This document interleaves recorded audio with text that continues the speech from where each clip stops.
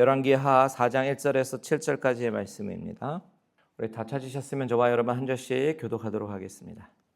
선지자의 제자들의 아내 중에 한 여인이 엘리사에게 부르짖어 이르되 당신의 종 나의 남편이 이미 죽었는데 당신의 종이 여호와를 경외한 줄은 당신이 아시는 바이니이다.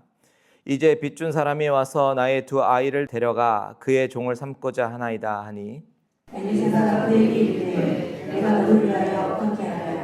내 집에 무엇이 있는지 내게 말하라. 그가 이르되 계집 종이 집에 기름 한 그릇 외에는 아무것도 없나이다 하니 이르되 너는 밖에 나가서 모든 이웃에게 그릇을 빌리라. 빈 그릇을 빌리되 조금 빌리지 말고 너는 내 두 아들과 함께 들어가서 문을 닫고 그 모든 그릇에 기름을 부어서 천주대로 옮겨놓으라 하니라. 여인이 물러가서 그의 두 아들과 함께 문을 닫은 후에 그들은 그릇을 그에게로 가져오고 그는 부었더니 그릇에 다 찬지라. 여인이 아들에게 이르되 또 그릇을 내게로 가져오라 하니 아들이 이르되 다른 그릇이 없나이다 하니 기름이 곧 그쳤더라. 같이 있습니다. 그 여인이 하나님의 사람에게 나아가서 말하니 그가 이르되 너는 가서 기름을 팔아 빚을 갚고 남은 것으로 너와 내 두 아들이 생활하라 하였더라. 아멘. 아멘. 자, 오늘 우리가 나눌 말씀은요, 엘리사 선지자의 이야기 가운데 굉장히 중요한 유명한 이야기 중에 하나입니다. 엘리사 선지자가 선지생도의 한 아내가 과부가 되어서 경제적인 어려움으로 인해서 이제 죽게 되었는데 하나님의 은혜가 이 집에 머물러서 기적이 일어나서 살아나게 된 이야기이죠. 오늘 이 이야기가 우리에게 어떤 위로의 메시지를 주실 것인지 함께 묵상해 가면서 나누기를 원합니다. 먼저 이 열왕기서에 대해서 우리가 어떤 이해를 해야 되냐면 열왕기서는 열왕들의 이야기들이잖아요. 왕들의 이야기잖아요. 이스라엘 왕들의 역사가 바로 열왕기서입니다. 그렇다면 성경은 왜 왕들의 이야기를 적어 놓았을까? 단순히 역사적 사실들을 기록한 것일까? 역사일까? 아닙니다. 이것은 단순한 역사의 기록이 아니라 물론 역사의 기록도 있겠지만 하나님의 관점에서 봐야 돼요. 하나님 관점에서 왜 이 사건들이 일어났는가 해석하는 것이 너무나도 중요합니다. 그런 관점으로 봐야 되는 것이 바로 열왕기서다라는 거죠. 다시 말해서 하나님의 언약 백성이 어떻게 하나님 말씀에 순종하는지 혹은 불순종하는지를 보여주는 신학적 역사라는 겁니다. 그래서 열왕기서의 배경은 사실 사사기에서부터 시작합니다. 사사기의 가장 마지막 절 21장 25절은 어떻게 마무리하죠? 이렇게 얘기합니다. 같이 있습니다. 시작. 그때에 이스라엘 왕이 없으므로 사람이 각기 자기의 소견에 옳은 대로 행하였더라. 자, 왕이 없으므로 사람들이 어떻게 했대요? 각기 자기 소견에 옳은 대로 행하였다라고 이야기를 하고 있는 거죠. 그리고 나서 나오는 룻기와 사무엘서를 통해서 사울 왕이 세워집니다. 사람들이 왕을 세워달라고 했기 때문에 사울 왕이 세워지게 되고 그 이후에 다윗 왕이 세워지게 되고 그 이후에 솔로몬 왕이 세워지게 되죠. 솔로몬 왕이 처음에는 통치를 잘했어요. 그런데 나중에는 말로가 좋지 못했죠. 우상을 섬기기 시작했던 이야기가 나오게 됩니다. 그 역사가 그로부터 왕들이 어떠한 일들을 했는지 기록한 것이 열왕기서예요. 자, 그 가운데 하나님은 각 시대에 선지자를 세우십니다. 선지자를 세우셔서 무슨 일을 하게 하시죠? 불순종하는 왕들에게 대해서 심판을 선포합니다. 그리고 그 시대 가운데 믿음을 지키며 살아가고 있는 하나님의 백성들에게 위로와 격려의 메시지를 주시기도 합니다. 그것은 선지자들을 통해서 하나님이 자기의 주권을 드러내시면서 말씀을 선포하시는 방법이었어요. 회개를 촉구하게 하시기도 하셨고 그리고 심판 중에도 회복과 긍휼의 길을 여시면서 결국 참 선지자이신 예수 그리스도를 예비하고 예표하게 하시는 일을 선지자들을 통해서 하셨다라는 겁니다. 그 중에 오늘 본문은요, 엘리사 선지자 이야기죠. 엘리사는요, 엘리야의 뒤를 이어서 선지 사역을 했는데 그의 이름이 뜻이 뭔지 아세요? 하나님은 구원이시다라는 이름의 뜻을 갖고 있어요. 그 이름의 뜻대로 구원이신 하나님을 막 드러내는데요. 이 선지자는 그 구원을 드러내는데 많이 사용된 선지자였습니다. 오늘 과부와 기름 그릇의 이야기는요, 하나님이 그 가정을 구원하신 이야기, 죽음으로부터 건지신 이야기, 얼마나 하나님이 긍휼하신 사랑의 하나님이신지를 드러내고 있는 본문이죠. 그럼 오늘 본문의 이야기로 들어가서 한번 살펴보겠습니다. 1절을 먼저 같이 읽겠습니다. 선지자의 제자들의 아내 중에 한 여인이 엘리사에게 부르짖어 이르되 당신의 종 나의 남편이 이미 죽었는데 당신의 종이 여호와를 경외한 줄은 당신이 아시는 바니이다. 이제 빚준 사람이 와서 나의 두 아이를 데려가 그의 종을 삼고자 하나이다 하니 참 딱한 사정의 여인을 만나죠. 이 여인은 어떤 여인이었습니까? 1절의 묘사를 보니까 선지자의 제자들의 아내 중에 한 명이었어요. 남편이 누구였다고요? 선지생도였다. 선지자의 제자였다. 즉 하나님께 헌신한 사람이었고 정말 하나님께 모든 것을 맡기고 하나님의 사람으로 그의 인생을 바친 사람이었다는 겁니다. 지금으로 말하면 신학교에서 목회자 수업을 받고 있는 신학생 정도로 이해하면 좋을 것 같아요. 당시에는 선지학교라는 것이 있어서 많은 선지자들을 가르치고 훈련했던 곳이 있었거든요. 어쨌든 이 사람은 하나님께 헌신한 자였습니다. 그런데 문제는 그 사람이 죽게 된 거예요. 어떤 일로 죽었는지 성경이 밝히고 있지는 않습니다. 하지만 죽었다라는 거죠. 그리고 아내와 두 아들들을 남기고 이 세상을 먼저 떠났다라고 이야기하는 것은 그가 두 아들들에게 있어서는 굉장히 비극적인 그런 일들이었을 겁니다. 이때가 시대적으로 보면요, 아합 왕 이후에 요람 왕 때로 추정되는 사건이거든요. 이때 역사적으로 보면 아합 왕 때부터 계속해서 요람 왕 때까지는요, 이웃 아람과의 전쟁이 계속되던 시기였습니다. 아람은 지금의 시리아예요. 전쟁 때문에 계속해서 나라가 어려워졌을 겁니다. 경제가 어떻겠습니까? 극심한 어려운 가운데 있는 거죠. 전쟁을 하면요, 어려워집니다. 아합 왕과 아하시아 요람 왕 시대에는요, 아람과의 전쟁이 계속해서 반복이 되는데 패전하게 되면 어떻게 됩니까? 감당하기 무거운 아주 조공을 바쳐야 돼 있고요. 그러니까 경제가 어려울 수밖에 없었던 그런 시기였던 것입니다. 게다가 율법은 가난한 자를 보호하도록 하는데 당시 북이스라엘의 사회적 상황은 어땠냐? 부패한 귀족들이 가난한 사람들을 돌보기는커녕 오히려 불의한 채권자가 되어서 가난한 자들을 노예로 삼는 일들이 빈번하게 일어나던 그런 시대였습니다. 그러니 이 여인은 남편이 죽었지요. 감당할 수 없는 그런 빚이 있었죠. 그러다 보니까 두 아들이 노예로 넘어갈 것 같은 그런 상황에 처해진 그런 상황인 거예요. 그런데 성경을 읽다 보면 이상한 점이 하나 발견이 됩니다.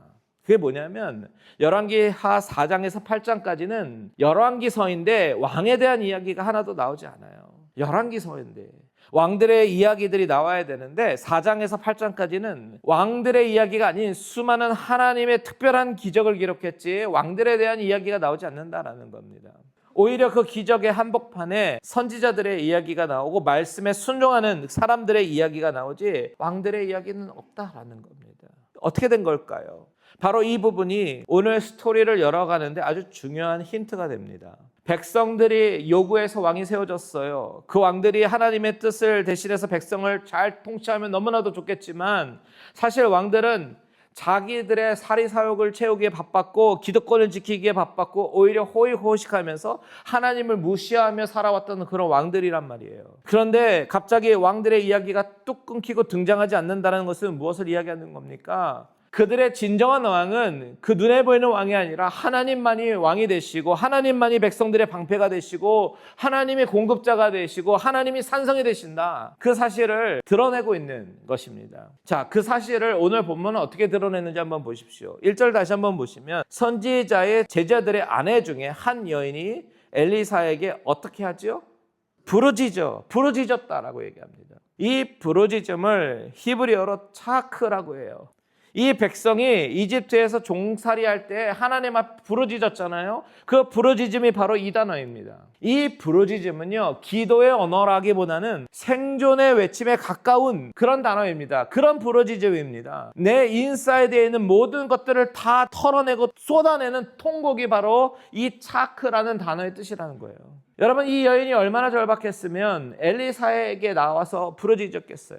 얼마나 삶에 절망이 되고 아픔이 깊었으면 이렇게 전부를 다 쏟아내어 버리는 그런 통곡으로 선지자에게 나아갔겠냐는 말이에요. 여러분, 우리도 이런 상황 경험하지 않습니까? 때로는 하나님을 열심히 섬겼어요. 이 선지생도처럼 삶을 헌신하기도 하고 하나님을 사랑해서 모든 것을 다 바치고 고생도 마다하지 않고 주의 사명을 향해 달려나가 보기도 합니다. 하지만 현실은 열리지 않는 거예요.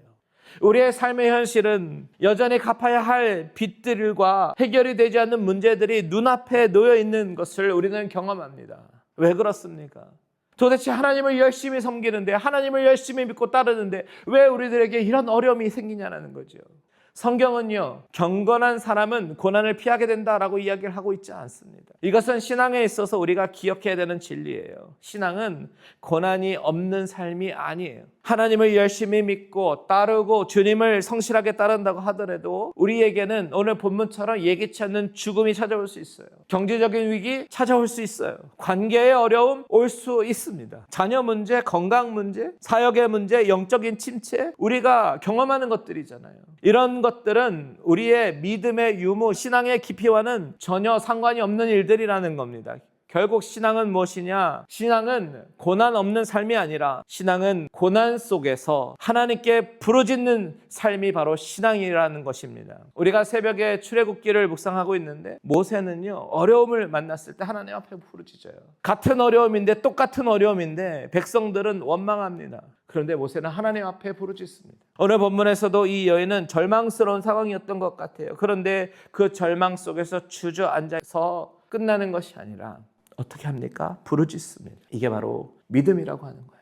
믿음이라고 하는 것은 다른 것이 아닙니다. 무슨 거창한 것이 아니에요. 믿음은 하나님 앞에 열심히 했던 나의 모습 가운데 그럼에도 불구하고 시련이 다가오게 되었을 때에, 아니 왜 열심히 이렇게 일을 했고 성실하게 신앙생활했는데 이런 어려움과 아픔이 있냐고 따지는 것이 아니라, 혹은 절망 가운데 우리의 인생의 굴 속으로 점점점 들어가거나 하나님을 떠나는 것이 아니라 바로 이럴 때일수록 하나님의 주권 가운데 나아가면서 하나님께 내 모든 것을 다 쏟으며 나아가는 것이 믿음인 줄 믿습니다. 시편 34편 17절을 보세요. 의인이 부르짖음에 여호와께서 들으시고 그들의 모든 환난에서 건지셨도다 라고 얘기합니다.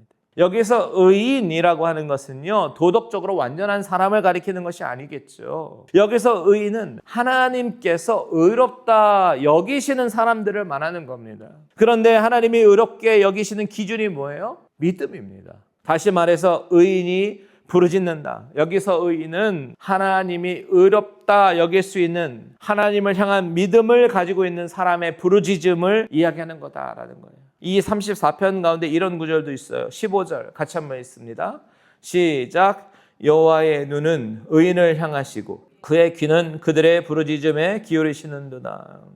아멘. 여러분이 하나님 앞에 나아가는 마음이 그저 복을 빌기 위해서, 복을 받기 위해서, 형통하기 위해서 나아가는 것이 아니라 그분을 나의 주권자 하나님으로 믿고 그분이 내 삶을 책임져 주시는 창조주이시고 권능자이심을 믿는다면 그 믿음으로 하나님 앞에 구해 보십시오. 여러분의 삶의 아픔과 어려움을 구해 보세요. 그러면 그 부르짖음에 우리 하나님은 귀를 기울이시고 들으시고 모든 환난에서 건지신 하나님을 경험하게 될 줄 믿습니다. 기도가 뭐예요? 다른 거 아닙니다. 완벽한 언어 필요 없습니다. 화려한 미사여구 필요 없습니다. 절망 가운데 있는 나의 심령을 온전히 다 하나님 앞에 쏟아내어 버리는 것, 그것이 기도라는 사실입니다. 마틴 로이드 존스 목사님이요, 은혜의 기적이라는 책에서 말하는 기도의 정의는요, 1%의 자존심도 남기지 않고 전부 다 쏟아내는 거예요. 예수님이 겟세마네 동산에서 땀방울이 핏방울이 되도록 기도했던 것처럼 나의 전부를 다 내어드리는 것이 온전한 기도라고 말씀하시는데요. 오늘 이 밤 저와 여러분의 기도가 이렇게 이 여인의 부르짖음처럼 전부를 다 쏟아내어버리는 귀한 시간 되시기를 주님의 이름으로 축원드립니다. 자, 이 여인이 부르짖습니다. 이때 엘리사가 뭐라고 얘기하죠? 2절을 다 같이 한번 읽습니다. 시작. 엘리사가 그에게 이르되 내가 너를 위하여 어떻게 하랴? 내 집에 무엇이 있는지 내게 말하라. 그가 이르되 계집종의 집에 기름 한 그릇 외에는 아무것도 없나이다 하니. 자, 여러분, 여기서 엘리사가 질문하는 방식을 한번 주목해 보십시오. 엘리사는 내 집에 무엇이 있는지 내게 말하라 라고 얘기합니다. 없는 것을 묻지 않아요. 있는 것을 묻습니다. 참 이상한 질문이죠. 이 여인은 사실 아무것도 없기 때문에 엘리사에게 찾아왔잖아요. 남편도 없습니다. 돈도 없습니다. 빚을 갚은 능력도 없습니다. 게다가 두 아들까지 이럴 위기에 있습니다. 그런데 엘리사는 묻습니다. 너의 집에 무엇이 있느냐? 이때 여인의 대답을 보십시오. 계집종의 집에 기름 한 그릇 외에는 아무것도 없나이다. 자, 보세요, 여러분. 있는 것이 있었어요. 기름 한 그릇. 그런데 이 대답을 잘 보면 있는 것에 포커스가 되어 있는 대답입니까? 아니면 없는 것에 포커스가 되어 있는 대답입니까? 없는 것에 포커스가 되어 있는 대답이에요. 한 그릇 외에는 아무것도 없나이다. 이렇게 대답하잖아요. 아무것도 없어요. 하지만 정확하게 말하면요, 없는 게 아니에요. 있는 게 있잖아요. 기름 한 그릇이 있었잖아요. 다만 이 여인의 눈에는 그것이 아무것도 아닌 것처럼 보였다라는 겁니다. 그도 그럴 것이 그것 가지고 빚을 갚을 수 있는 것도 아니고 가정을 살릴 수 있는 것도 아니고 두 아들을 지키기에는 터무니없이 모자라는 그런 것이죠. 그러니까 이 여인의 눈에 봤을 때는 이 기름 한 그릇은요, 그저 nothing으로 해석이 되는 거예요. 그런데 더 놀라운 것은 하나님은요, 그 작은 것, 우리 눈에 nothing으로 보이는 그 작은 것을 주목하셨다는 사실입니다. 그것을 보시는 겁니다. 여러분, 이게 하나님께서 일하시는 방식입니다. 하나님은 우리에게 없는 것을 먼저 요구하시지 않아요. 하나님은 이미 우리에게 있었던 작은 것을, 우리가 nothing이라고 눈여겨보지 않았던 것을 보게 하시는 거예요. 우리가 별로 신경 쓰지 않았던 것, 우리가 가치 없다고 여겨졌던 것들, 그것을 보게 하시는 겁니다. 그게 작은 게 아니라는 겁니다. 우리는 자주 이렇게 얘기합니다. 하나님, 제게는 능력이 없어요. 하나님, 제게는 시간이 없어요. 제게는 돈이 없습니다. 하나님, 저는 말도 잘 못합니다. 그런데 하나님은 무엇을 물으시냐? 내가 가지고 있는 것이 무엇이냐라고 물으신다는 거죠. 모세에게도 같은 질문으로 물으셨어요. 내 손에 있는 것이 무엇이냐? 출애굽기 4장 2절에 말씀하시잖아요. 모세의 손에 있던 지팡이, 모세는 그것이 아무것도 아니라고 생각을 했을지도 모르겠지만 하나님은 모세의 손에 들려진 이 지팡이를 사용하셔서 이스라엘을 애굽에서 이끌어내시잖아요. 오병이어의 기적은 어떻습니까? 마가복음 6장 38절에 보시면 주님이 뭐라고 물으시냐면 너희에게 떡 몇 개가 있는지 가서 보라 라고 이야기하시잖아요. 그리고는 5,000명을 먹이기에 턱없이 부족해 보이는 이 보리떡 5개의 물고기 2마리로 5,000명을 먹이시잖아요. 이처럼 하나님은요, 우리의 절망적인 상황 속에서 물으십니다. 그의 질문은 작은 것이라도 나에게 있는 것이 무엇이냐라고 물어보시는 거예요. 문제는 우리에게 있어요. 이 작은 것이 있는데 우리 눈에 하나님이 일하실 도구로 보이지 않는다는 것이 문제예요. 그리고 그것조차 하나님께 헌신하고 하나님께 드리고 싶어 하지 않는다라는 것이 우리의 문제인 거죠. 그런데 하나님이 그 작은 것이 필요해서 물으시겠습니까? 아니죠. 하나님은 무에서 유를 창조하신 하나님이신데 뭐가 필요하시겠어요? 아무것도 없어도 역사하실 수 있는 그분이 우리 하나님이시잖아요. 다만 하나님이 보시고자 하시는 우리의 믿음은 뭐예요? 우리의 작은 순종이에요. 작은 믿음, 작은 헌신, 그리고 믿음의 눈으로 바라보는 것을 보고 싶으신 겁니다. 여인의 집에 있었던 것은 기름 한 그릇밖에 없었어요. 그런데 하나님은 그것을 통해서 역사하시고는 한 가정을 살리셨다라는 이 사실을 우리는 기억을 해야 되는 겁니다. 여러분, 오늘 여러분 손에 있는 것이 무엇입니까? 여러분에게 있는 것이 뭐예요? 작은 한 그릇의 기름이 있을 수 있습니다. 작은 한 그릇의 기름. 그것이 나의 믿음일 수도 있고 나의 기도일 수도 있고 나의 작은 헌신일 수도 있습니다. 섬김과 순종일 수도 있어요. 그런데 그것을 하나님께 드리기 시작할 때에 하나님은 엄청난 놀라운 일을 시작하신다라는 사실을 기억하기를 주님의 이름으로 축원드립니다. 자, 3절 보겠습니다. 3절 같이 한번 읽습니다. 시작. 이르되 너는 밖에 나가서 모든 이웃에게 그릇을 빌리라. 빈 그릇을 빌리되 조금 빌리지 말고. 자, 여러분, 이 3절이 말하고자 하는 것이 무엇일까요? 엘리사는 여인에게 말합니다. 기름을 빌려오라가 아니에요. 기름을 빌려오라라고 얘기하면 차라리 맥센스가 됩니다. 기름이 없으니까 기름을 빌려와라. 근데 기름을 빌려와라가 아니라 빈 그릇을 빌려오래요. 가난한 여인에게 기름을 빌려줄 수 있는 사람은 많지 않아요. 기름은 귀하니까. 그런데 빈 그릇이야. 누구나 빌려줄 수 있었겠죠. 돌려주면 되거든요. 무슨 말입니까? 하나님은요, 우리가 할 수 없는 것, 능력 밖의 일을 요구하지 않으십니다. 내가 할 수 있는 것, 내가 순종할 수 있는 것을 말씀하신다는 사실이에요. 게다가 엘리사가 빈 그릇을 빌리면 기름이 많아질 거야 라고 먼저 설명하거나 이 모든 과정들을 미리 귀뜸해 주지 않았어요. 이런 원리로 기적이 일어날 거야 라고 논리적으로 말하지 않았습니다. 단지 말하는 겁니다. 빈 그릇을 빌리라고요. 그것도 조금 빌리지 말고요. 많이 빌리라라고 얘기합니다. 많이 빌리라고요. 여러분 바로 이 시점이 믿음의 모양이 갈리는 시점이에요. 마치 리트머스 시험지처럼 우리의 믿음이 적나라하게 드러나는 때가 바로 이때입니다. 언제요? 내 이성으로 이해가 되지 않는 순종을 요구하실 때요. 왜 빈 그릇을 빌려야 되지?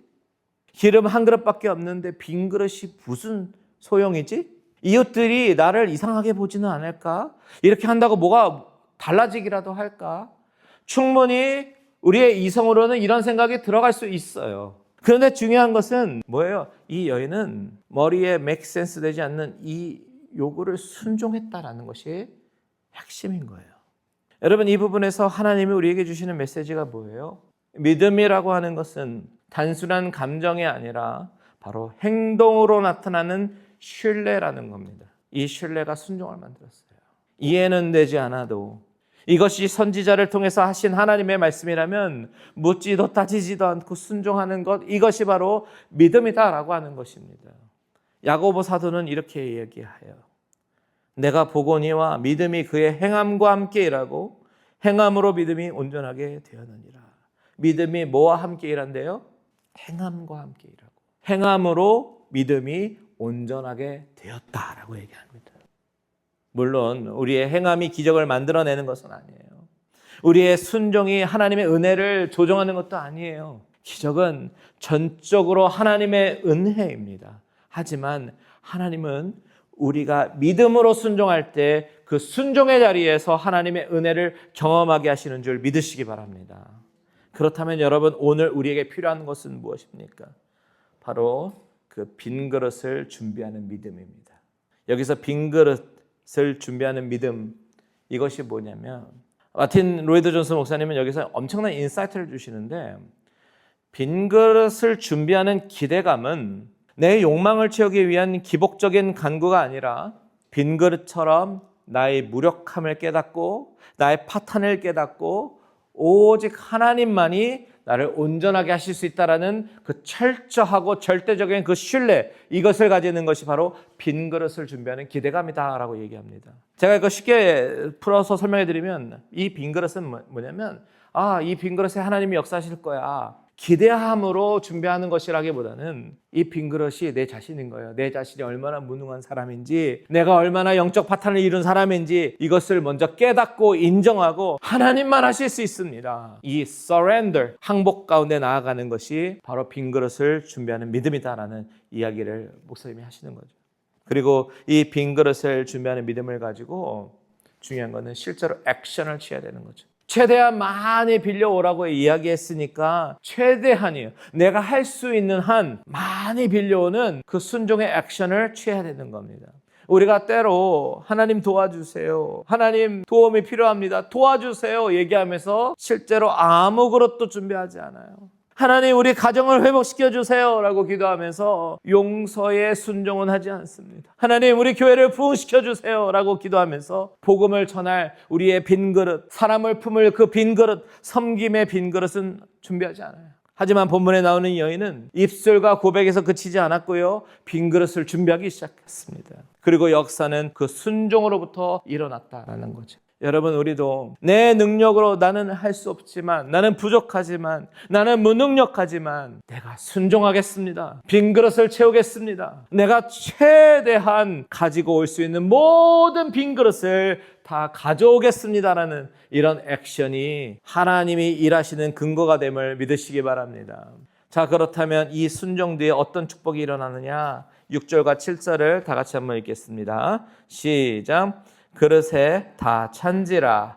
여인이 아들에게 이르되 또 그릇을 내게로 가져오라 하니 아들이 이르되 다른 그릇이 없나이다 하니 기름이 곧 그쳤더라. 그 여인이 하나님의 사람에게 나아가서 말하니 그가 이르되 너는 가서 기름을 팔아 빚을 갚고 남은 것으로 너와 내 두 아들이 생활하라 하였더라. 자, 순종하니까 기름이 차기 시작하더라라는 이야기예요. 그런데 이 마무리가 되는 이 6절과 7절을 가만히 묵상해 보면요, 우리가 놓쳐서는 안 되는 너무나도 중요한 영적인 진리가 담겨 있는 것을 우리가 발견합니다. 그것이 뭐냐? 바로 이 기름이 멈춘 시점과 이유입니다. 여러분, 기름이 언제 멈췄죠? 다른 그릇이 없나이다 라고 말하니까 기름이 그쳤어요. 기름이 다 떨어지니까 멈춘 게 아닙니다. 그릇이 더 이상 없을 때 멈췄다라고 성경은 증거합니다. 무슨 이야기예요? 하나님의 공급은 전혀 부족하지 않아요. 넉넉합니다. 부족한 것은 그릇이었다는 거예요. 다시 말해서 하나님이 저와 여러분에게 주실 은혜는요, 무한합니다. 넘칩니다. 다만 그 은혜를 우리가 경험하는 분량은 우리가 준비한 믿음의 그릇의 크기와 연결이 된다는 거예요. 기름 걱정은 하나님 몫이고요, 우리의 몫은 바로 그릇 준비다라는 겁니다. 여러분, 하나님은 우리의 믿음에 따라 역사하십니다. 더 하나님을 많이 기대하고 더 많이 준비가 되고 더 많이 순종하는 자에게 더 많이 채우신다라는 것이 성경의 패턴이에요. 이 기적의 역사 가운데 우리는 이 과정을 주목해 봐야 돼요. 이 단순한 기적이 아니잖아요. 하나님은 이 전체 과정을 통해서 이 여인을 변화시키십니다. 이 여인이 변화되어져 가는 거예요. 이 여인에게 고난이 없었더라면 엘리사를 찾지 않았을 것이고요, 부르짖지 않았을 것이고, 부르짖음이 없었더라면 기적도 없었을 거예요. 순종이 없었더라면 그릇이 채워지지도 않았을 겁니다. 이 과정, 이런 믿음과 순종의 과정들을 하나님은 당신이 사랑하는 자들에게 허락하신다라는 거죠.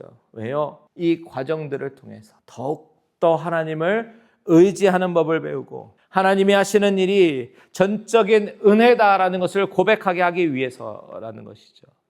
저와 여러분의 믿음의 반응들, 순종의 과정들을 통해서 믿음이 더욱더 자라나고 하나님의 은혜를 고백하는 자들이 되시기를 주님의 이름으로 축원드립니다.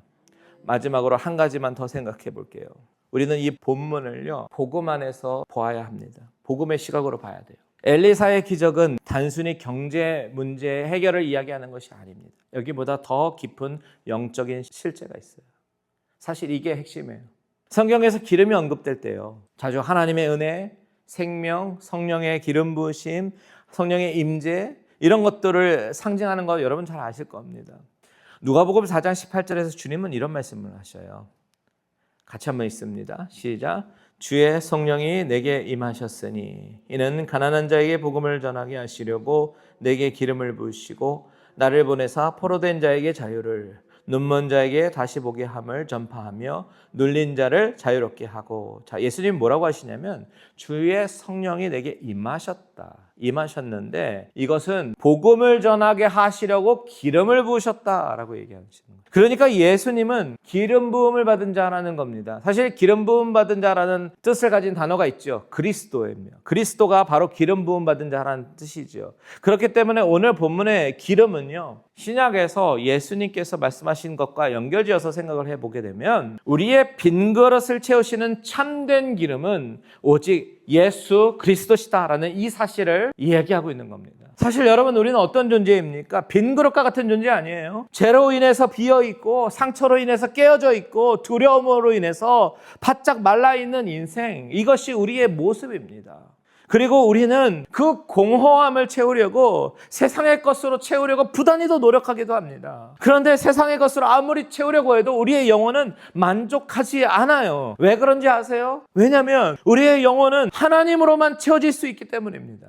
우리의 영혼의 빈 그릇을 채우시는 참된 생명의 근원이신 예수 그리스도, 그분만이 우리의 죄를 씻으시고 우리의 영혼을 살리시는 거예요. 그리고 그분이 보내주신 보혜사 성령께서 우리를 기름 붓듯이 채워주시는 줄 믿으시기 바랍니다. 우리가 하는 것은 나는 아무것도 아닙니다. 나는 무능하고 나는 전적으로 타락해 있지만 오직 하나님의 은혜로, 십자가의 은혜로 나를 채우시고 나를 덮어주옵소서, 보혈로 정결케 하여 주옵소서. 이 기도만이 우리의 기도가 되어야 하는 줄 믿습니다. 오늘 이 밤 저와 여러분의 마음속에 여러 가지 기도 제목들이 있을 거예요. 건강의 문제, 관계의 문제, 생업의 문제, 생계의 문제, 자녀들의 문제, 여러 가지 기도 제목들이 있어요. 그런데 하나님이 말씀하시면 순종하겠다라고 나의 빈 그릇을 내밀 때에 성령께서 기름 부으시고 역사하실 줄 믿습니다. 그렇게 믿고 기도하는 오늘 이 밤 되시기를 주님의 이름으로 축원드립니다. 아멘.